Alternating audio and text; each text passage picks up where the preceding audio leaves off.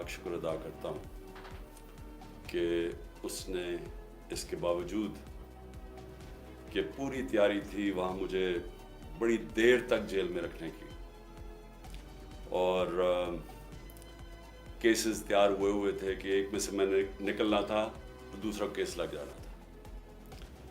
और जब मैं निकलना भी था वहाँ से, जब मोजेस जजेस ने इस्लामाबाद हाई कोर्ट ने जब उन्होंने मुझे बेल दे दी, तो फिर भी बाहर वहाँ पुलिस इंतज़ार कर रही थी। MPO, एक MPO चीज़ होती है, मेंटेनेंस ऑफ पब्लिक ऑर्डर, उसमें इन्होंने पकड़ लेना था मुझे। 25 मई कभी नहीं भूलेगा पिछले साल, और जब ये इम्पोर्टेड हुकूमत और इनके हैंडलर्स, ये हैंडलर्स जो हैं, इन्होंने पीछे से जोर लगाया था पुलिस को, क्योंकि हमने जब बाद में मुझसे पूछा, क्योंकि हमारी पंजाब में गवर्नमेंट थी, तो हमने पूछा कि तुमने हरकतें की थी। उन्होंने कहा जी पीछे से ऑर्डर थे, तो हमारे पर जुल्म हुआ। 26 को सुबह को मैंने वहाँ धरना देना था इस्लामाबाद में, मैंने धरना ख़त्म किया उसी वक्त, क्योंकि मुझे पता था कि लोगों को गुस्सा था उस वक्त, जिस तरह उन्होंने शेलिंग की, फैमिलीज़ पे शेलिंग की, लोगों के घरों में घुसे। मुझे पता था इंतशार की तरफ जाना है। ये आज से 25 साल पहले की बात है। मैंने तब उनको समझाया कि जिस वक्त आप अपनी पार्टी में मुसल्लह लोगों को रखते हैं, उस वक्त आपकी पार्टी की सारी फितरत ही बदल जाती है।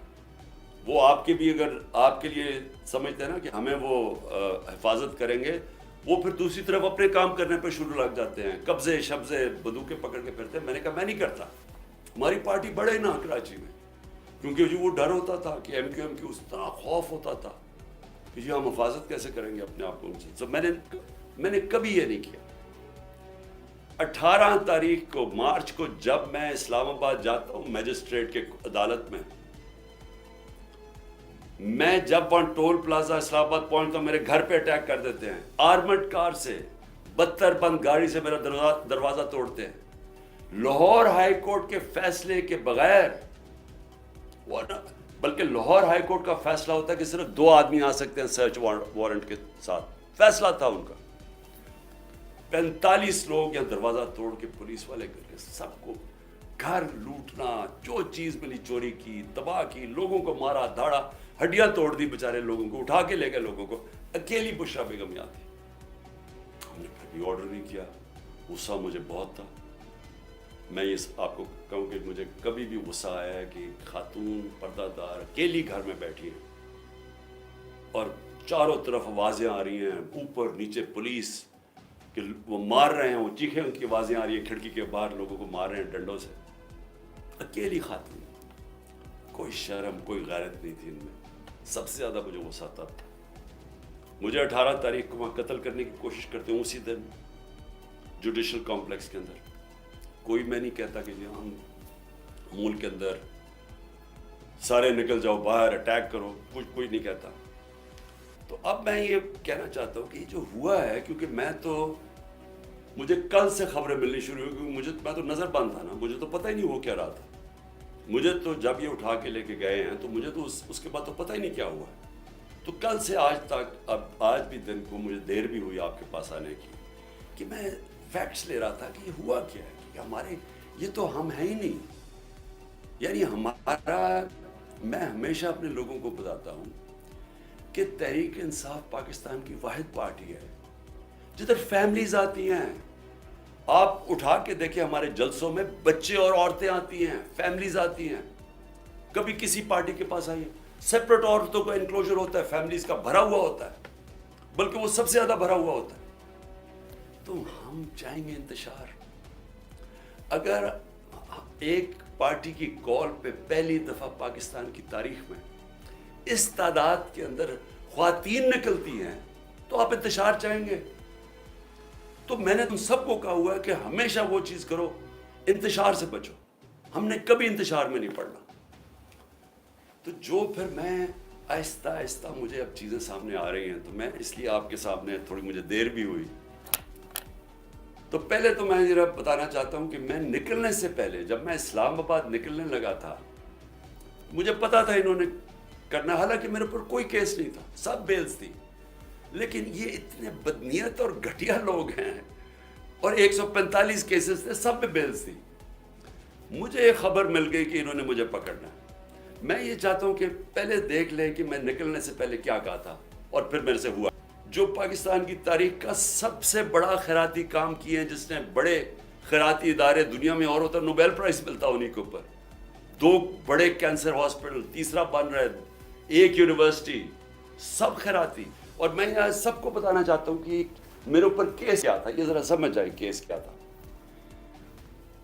میں نے فیصلہ کیا کہ جب میں پرائم منسٹر بنا کہ میں نے اس ملک کے اندر سیرت نبی کو پروموٹ کرنا ہے, کیونکہ ہماری اخلاقیات تباہ ہو چکی ہے, ہماری مورالٹی گر چکی ہے. مورالٹی گری ہوئی ہے تو اس طرح کے چور و چکے سارے ملک کے اوپر بیٹھے ہوئے ہیں. ایک سے ایک بڑا مجرم, جرائم پیشہ آدمی آج ملک کے اوپر بیٹھ گیا ہے. تو جب آپ کی ملکی اخلاقیات ختم ہوتی ہے, ملک تباہ ہو جاتا ہے.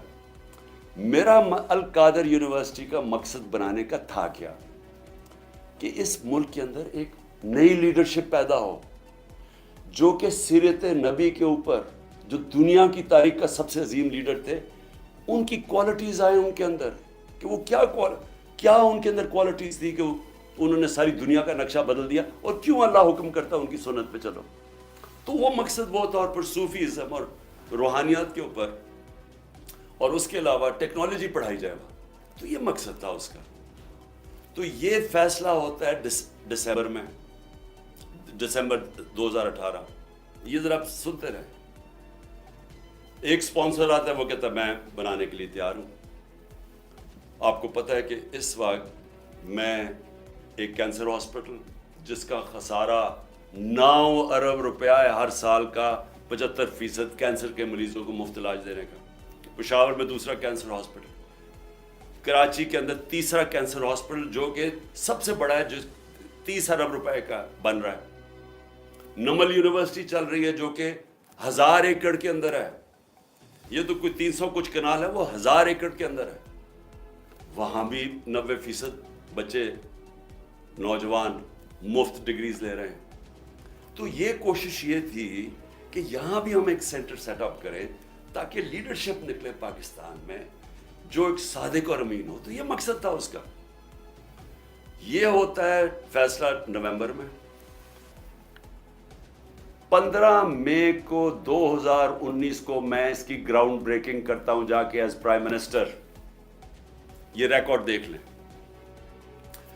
کیس یہ کون سا ہے, این سی اے کا جو کیس یہ بات کر رہے ہیں جو کیبنٹ میں آتا ہے, وہ دسمبر میں آتا ہے, 7 مہینے کے بعد. یہ بن رہی ہوتی ہے یونیورسٹی, پیسہ ایلوکیٹ ہو جاتا ہے.